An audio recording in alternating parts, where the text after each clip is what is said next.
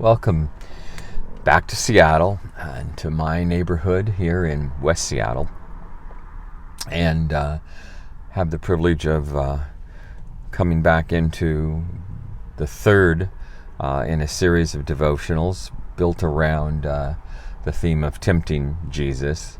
And this one focuses on the third temptation as recorded by the book of Matthew. It's found in chapter 4, beginning with verse 8. If you want to join with me. Verse 8 starts with, "Then the devil brought him to a very high mountain and showed him all the kingdoms of the world and their glory. He said, 'I'll give you all these if you bow down and worship me.' Jesus responded, 'Go away, Satan, because it's written, you will worship the Lord your God and serve him only.' The devil left him, and angels came and took care of him."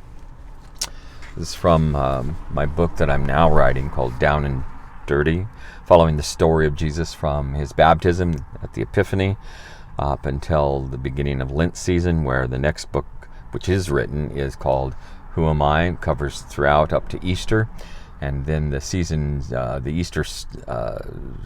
season that we're now in, which is the Sundays of Easter, is from a book also written called 50 Days of Promise. You can get all those on Amazon. So much for a commercial.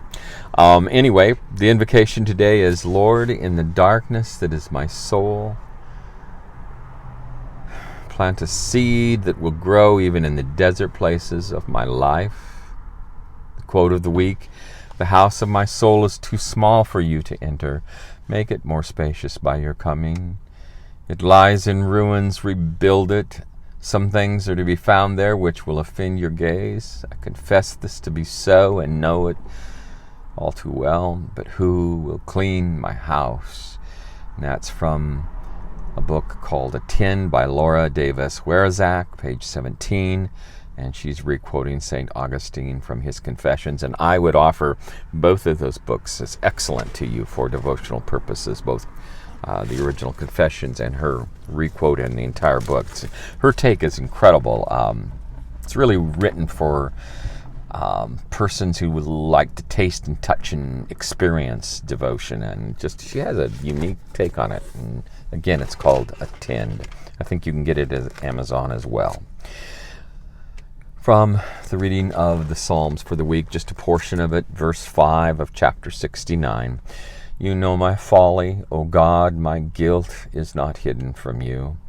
May those who hope in you not be disgraced because of me, O Lord the Almighty. May those who seek you not be put to shame because of me, O God of Israel. For I endure scorn for your sake, and shame covers my face. I'm a stranger to my brothers, an alien to my own mother's sons. For zeal for your house consumes me, and the insults of those who insult you fall on me." As you can already gather from a Christocentric view of scriptures, this is really partly, again, a reference to his suffering. It, of course, is first a reference to David's sufferings, because it's a psalm of David. Further down it says, "Do not hide your face," in verse 17, "from your servant. Answer me quickly, for I'm in trouble. Come near and rescue me. Redeem me because of my foes." And then further down it says, "They put gall in my food. It gave me vinegar for my thirst." Again, a reference to the cross. "May the table set before them become a snare. May it become a retribution and a trap.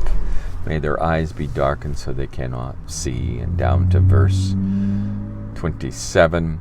"Charge them with crime upon crime. Do not let them share in your salvation. May they be blotted out of the book of life and not be listed with the righteous."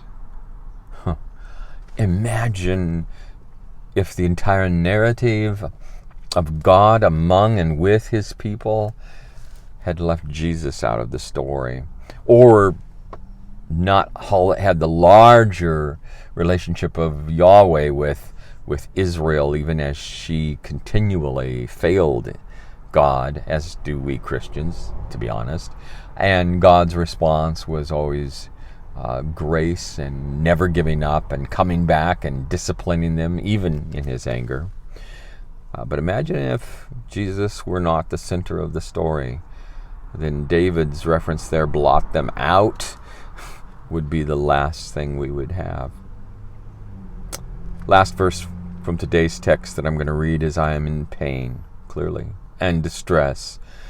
May your salvation, O God, protect me. Today's reading is called Negotiating Peace, and it's the third again. All of the stories of Jesus' temptations have, in my imagination, been in a high cliff cave, although the first one was a double memory, as you can recall. But a high cliff on a mountain in what is now Saudi Arabia. It's to this day called the Mountain of Moses. Who knows? In any event,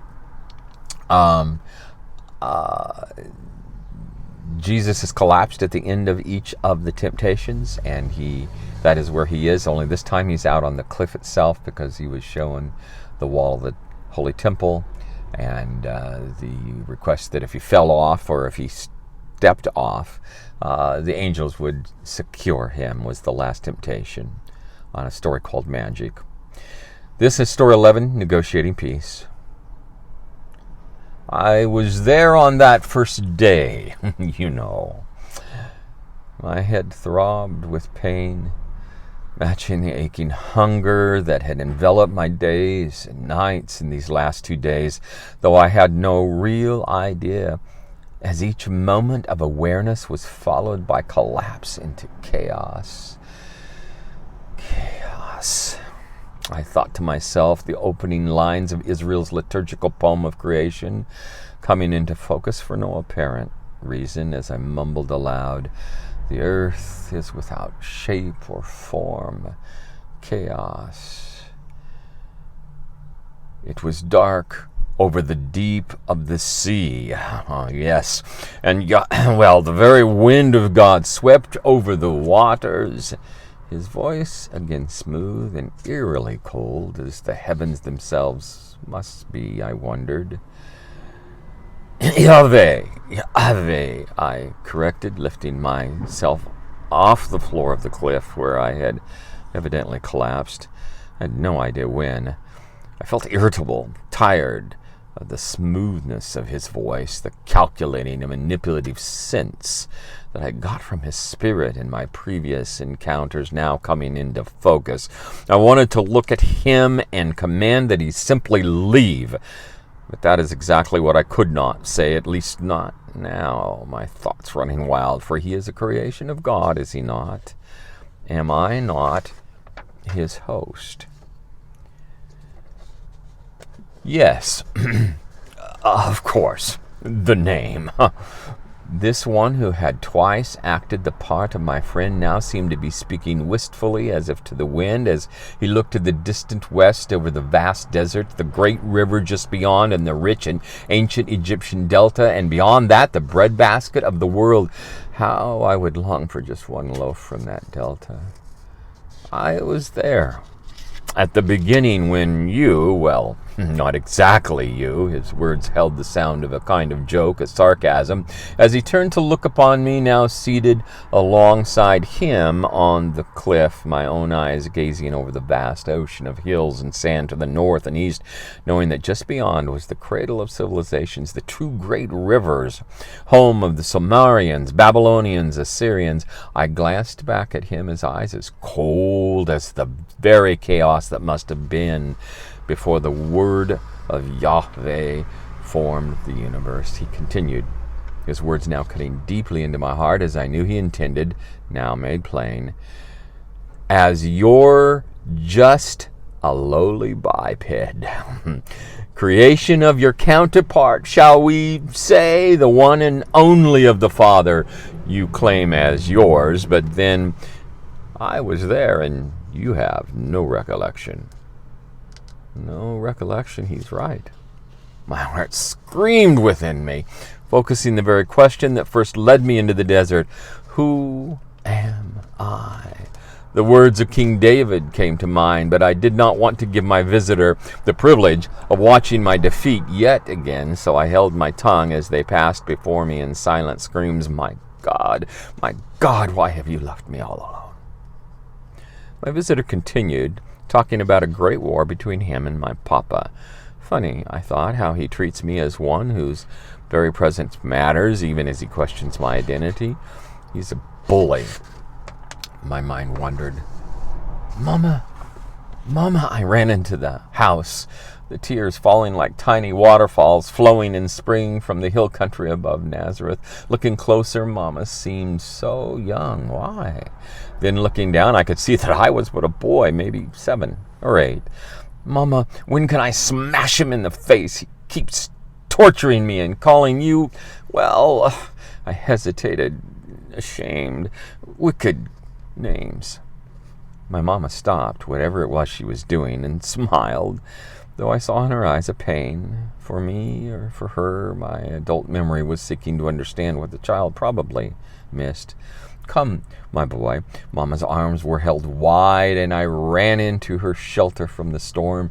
She added, and how will your smashing him in the face help this bully, or you, for that matter? Pulling back, almost in disgust of her question, and looking into my mother's eyes, I defended my righteous cause. Did not our grandfather, King David, pray to God about his enemies, that God would let their eyes grow too dim to see? And did not Moses command an eye for an eye, a tooth for a tooth, a hand for a hand, a foot for a foot?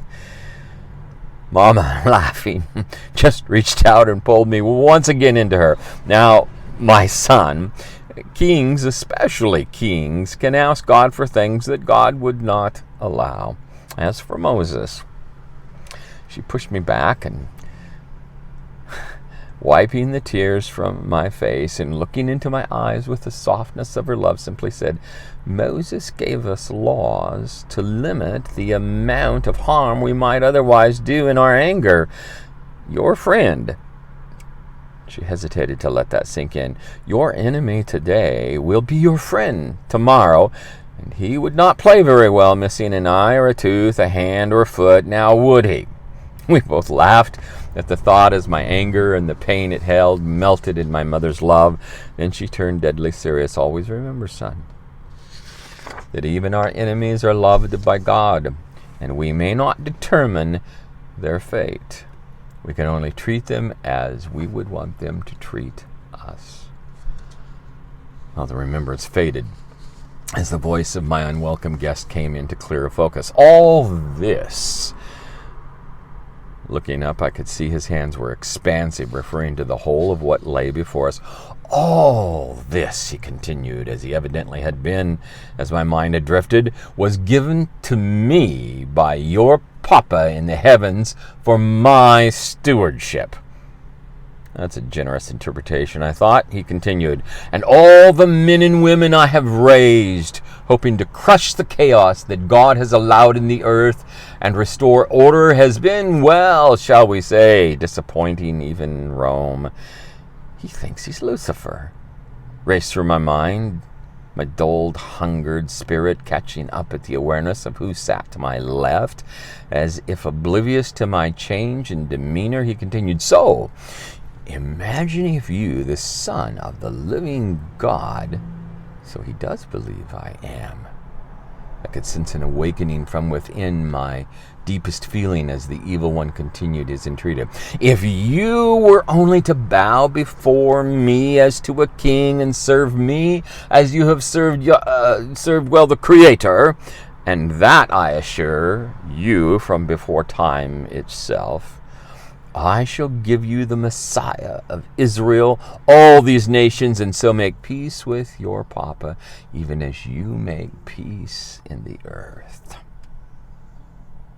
His voice hesitated, allowing, I assume, the offer to sink in. Standing up with some difficulty, I looked out over the vast ocean of sand, imagining a world where my Papa and this one of old were no longer at cross purposes. Could it be that women and men's heart could unite in a time of shalom, If only the things of heaven would be truly welcomed in the earth. Could power really do that? Is suffering necessary in a world that is being suggested? My heart wanted it to be so, as I knew my Papa's heart had from the beginning when inviting his one or this one access to the inner counsels of the interpersonal God, to consider the life story of one called Job. How I longed that it were so, until getting up alongside of me, he spoke a final word, his whole being turning even now to a brilliant, cold, deep light. All that you dreamed the earth could be will be yours as if by magic, if you bow down and worship me now. I stepped away from the cliff a few feet to protect myself. His purposes were now clear, I thought to myself, and so turning, responding, "Go away, Satan, because it's written, you will worship the Lord your God and serve only him." In that instant, the devil left me, and before I could collapse, as I had previously, angels came and took care of me. An offer of peace negotiations kind of makes sense. It makes sense for a couple of reasons. First of all, from the very beginning, the whole idea of the creation of nation states, the whole idea of the creation of empires from nation states, for every shepherd king, and that's what they had called themselves, shepherd king. Israel was not the first. The Sumar have inscriptions on tablets that have been found. So as early as the Sumerian empire, they thought of themselves as shepherding over their people. From the very beginning, the idea has always been, if we controlled the earth, we could finally bring peace. Rome was simply the last. The Great Awakening before that was East and West together with Persian and Cleopatra of Egypt. I'm sorry, not Persia. With Rome, the Emperor of Rome and Cleopatra and their romance, and the ideas that East and West could finally be joined. That had come to nothing. But what had come to life as a result was Julius Caesar, who we need to understand was a king and a ruler who ruled mostly in peace. He negotiated relationships. In fact, he expanded the Senate without really the authority, expanded the Roman Senate considerably, gave away a lot of government ministries to what were former enemies by negotiating their coming into the larger empire.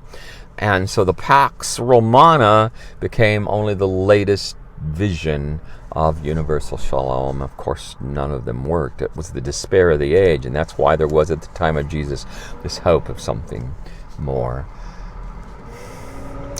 It is been the hope of the American age.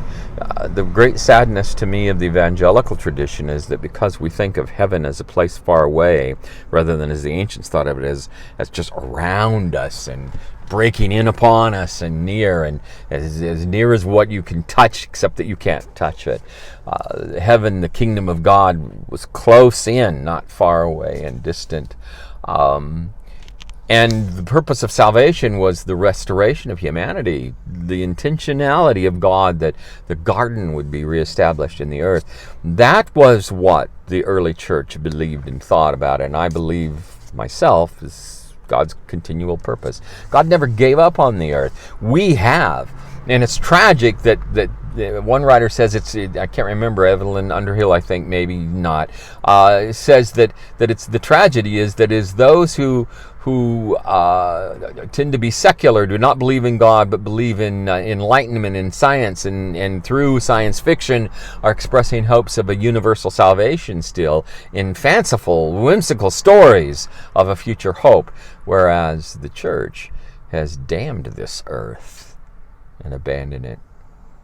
The net result of that is we have left the earth to hell, and what we've really said, until that day comes, until the church is taken out of here in the rapture, in that theological thinking. It's not what I believe, and nor is it what I believe the Word teaches, but that's a whole different discussion. But in that discussion, we're out of here. We've gone away to another place, another time, another dimension. And we've left this world to its hellish environment, and that's what a lot of modern evangelicalism really comes down to, and it's tragic because it's not what the church envisioned, and it is not what God, more importantly, has ever envisioned in creating the people of God. The purpose of Israel is to bless the whole world.